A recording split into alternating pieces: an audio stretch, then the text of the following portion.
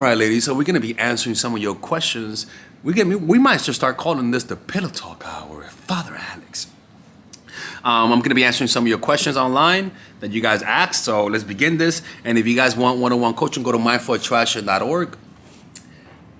My best friend ended his relationship 12 years to be with me. Oh, nothing could possibly go wrong from this scenario. His ex is now very angry and is withholding access to his daughter and making his life a living hell. You see, this is why I tell people don't have female best friends. Like, I know you're not the reason for this, but Jesus Christ, man. Like, this is why anytime I'm with a girl and she tells me her best friend is Tyrone, the personal trainer, or Jamal, the running back, or Jake, the quarterback, or Bob, the builder, I don't care.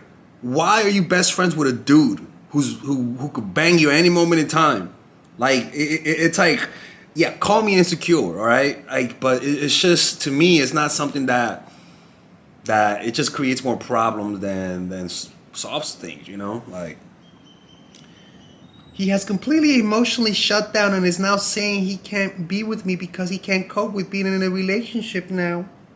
How can he go from leaving a 12-year relationship because he loves me to now he can't be with me? Well, I think it's the fact that his ex is pissed. And his baby mama, that he is with his best friend, perhaps. I don't know. We didn't really start dating yet and had just been talking so far, but we both acknowledge our feelings. Oh, okay. So why is his ex withholding access to his daughter? And he asks him, okay, there you go. Okay. I'll tell you one thing, man. I usually say guys have, anytime a guy's going through some like emotional trauma, like some difficult moment in their life, I always say that when they're doing that, it should never be an excuse to not talk to you. But I think this is one of those excuses. I think that the fact that he can't be with his daughter really does affect him, Why didn't he really start dating yet? Okay. I think this is why you shouldn't like have best friends as of the opposite sex, in my opinion. Right now, if you want to have some power in this situation and control, and you want to reverse the power dynamics where he's the one pushing you away and you're the one that wants something, you got to start pushing him away now. And if at the thought of me saying you got to push him away, if it creates dread, if it creates fear and anxiety, it just means your emotional state is what's pushing men away from your life. Not being willing to push people away, not being willing to walk away is the number one reason why guys end up playing women, because they can sense it. Your unwillingness to walk away radiates from within. It'll marinate your nonverbal communication. It'll marinate your movement. It'll marinate your texting. It'll marinate your energy. And this marination, it creates a unknown, almost not unknown, but almost like a fleeting energy that you can't really point to, but you could sense. Why is this person making me like take advantage of them? Because you're communicating weakness. Nothing makes a person more aggressive than when they sense weakness emanating from you. Strength naturally makes people more docile. When they sense strength emanating from you, it makes people not test you. It makes people respect you more. But when they sense weakness, it naturally makes people more aggressive. Like it's just how it is. Like the weakness creates the aggression. That's why they say, like, if you want peace, the only way for peace is through strength. You never have peace through weakness. The only way through peace is through having the ability to completely annihilate your competition. And then you could have negotiation once they understand that you're not as weak as they think you are. But if you're weak, why should they negotiate with you? You have to do the ironic thing and actually just push them away. Start literally saying, you know what, you're not ready. And I'm not ready to be with someone who's going through all of these things. And start being the one that's not ready for him. It's so ironic, I understand, because it's kind of like you think that, like, you would think that actually lets them say, okay, sure. But it's just, in their minds, they say, okay, what the fuck? Like, you pretty much you put yourself in a position of higher value because now you don't want him as much. Now you're the one that's thinking rationally. Now you're the one that's thinking straight. The one with the most power in a relationship is the one that makes the most rational decisions.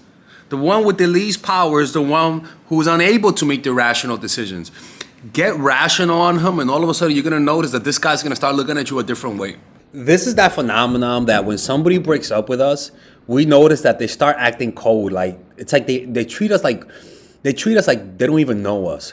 And there's a certain, like, it's almost like in a show when a best friend betrays another friend, and they're like, there's a coldness to them. There's no soul in their face. That's what I'm talking about. You don't have to have that coldness, but your rationality is sensed. People feel that rationality and interpret it as a certain sense of coldness. And that coldness naturally makes people warm you up. And people naturally will try to warm you up through trying to validate you, through chasing, through seeking a reaction from you, right? And that's why like psychopaths, they're cold because they're extremely rational. They make rational decisions with people. They treat people as objects. You don't treat people with complete rationality. You understand the emotional aspect. You give leeway to their humanity, right? We all do that with people. We all have our biases. Those biases are very important because having that type of bias towards our families and friends humanizes us, But we got to learn when to turn that off when people are not appreciating us. And start pushing him away. Just start making excuses. Just say, look, man, you're going through this, and this is stressful on me, and I can't handle that. And then the next time he texts you, just say, look, Tyrone or whatever, I'm sorry, but I like you. You're a great guy, but I agree with what you're saying. I think we should not be together. And I think that we should just go on our separate ways and just wish each other luck. And the reason why I'm telling you this is because he's the one that's pushing you away. You have to do this. Anything other than that's going to look desperate. And you might get surprised. He might come back a few days or weeks in advance and say, you know what, let's give it another try. And even if he does say that, say, I don't think so. I think, blah, blah, blah, you're not ready. Let him convince you. And if he still insists, then just say, you know what, I'm down, but I don't like the way things ended the last time between me and you. Are you willing to make it up to me? And if he says he's willing to make it up to you, then just either one, make him lick your ass, not a metaphor, or two, make him write a 3 or 4 page letter, handwritten, no mistakes, as to why you should take him back. Reasons why this thing won't happen again like it happened last time. And if he does that, then you can take him back. And if he says, bitch, I ain't doing that shit, then just say, okay, then you don't want to pay the price, and that's fine. Then I'm moving on. And that's what I would do if I was you. Anyways, if you guys enjoyed this video and want to ask me these types of questions, go to mindfulattraction.org and you can work with me one-on-one.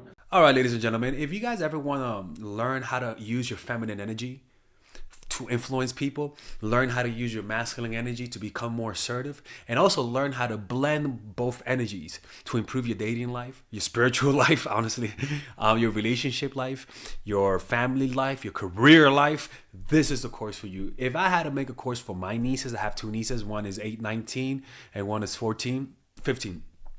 16. Holy shit. Oh my God, he's a bad fucking uncle. He's a bad uncle. Get him. Shut up, Melissa. You should get this course, right?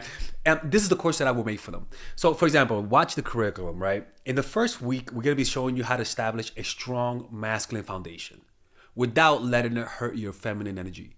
This masculine foundation is a source of who you are, right? It's your bodyguard. Without this, whatever feminine energy you create will be destroyed by the outside, because your masculine is your shield. So we'll talk about goal setting. We'll talk about how to develop a serious attitude. We're going to be talking about how to use more logic, how to use more goal-oriented behavior. It's more how to be a man. Now the next one is how to embrace the feminine energy, right?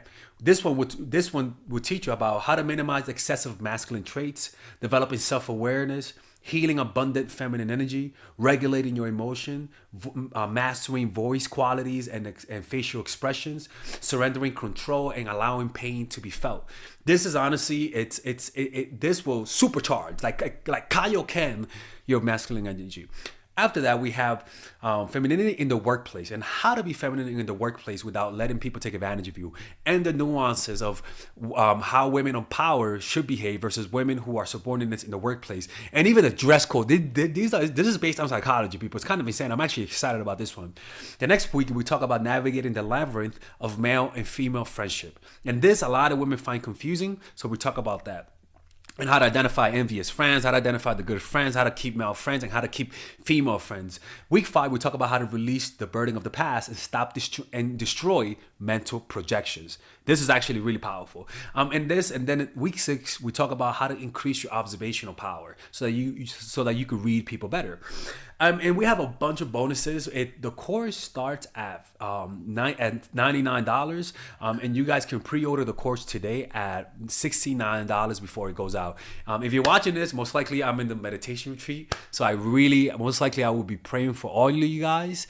And just click on the description down below of the video. Right there, you'll see it, and you can pre-order that course. It's gonna be out by the end of next month or the beginning of February of March. One of the two, people, because I have a 10-day retreat to do, and I want to finish the course after the retreat, because I think the ideas are gonna be so much better. All right, man. I'll see you guys later. Pre-order, man. I'm closing the channel.